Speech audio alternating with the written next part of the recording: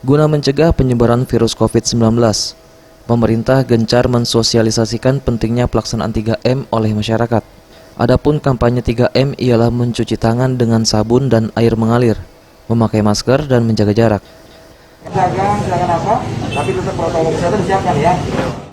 Kepala Seksi Survei dan Imunisasi Dinas Kesehatan Sumsel, Yusri, dalam dialog acara ngopi di Sriwijaya TV mengungkapkan, jaga jarak dilakukan dimanapun kita berada, dan dilakukan manakala bertemu dengan orang lain, sebab kita tidak tahu orang sekitar kita terinfeksi COVID-19 atau tidak, bahkan sebaliknya. Jadi jaga jarak ini sebenarnya dimanapun berada, Ya. baik itu di tempat acara-acara resmi, misalnya di kantor, di acara-acara hajatan, acara pernikahan, di bis juga, di kendaraan, di pesawat juga, bahkan di mana-mana jaga jarak. Artinya jaga jarak manakala kita ketemu dengan orang lain, karena kita tidak tahu orang lain ini sudah terinfeksi virus atau belum. Kenapa? Karena dia tidak dilakukan pemeriksaan swab.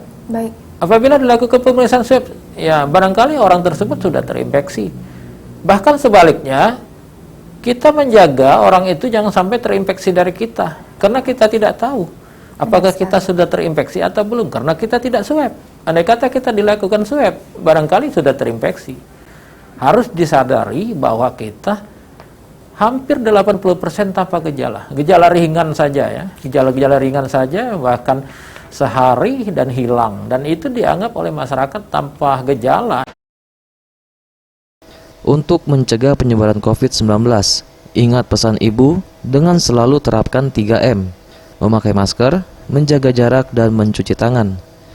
Dengan penerapan perilaku 3M, Indonesia segera terbebas virus corona menuju Sumsel bangkit. Sumsel adaptasi kebiasaan baru, Indonesia maju.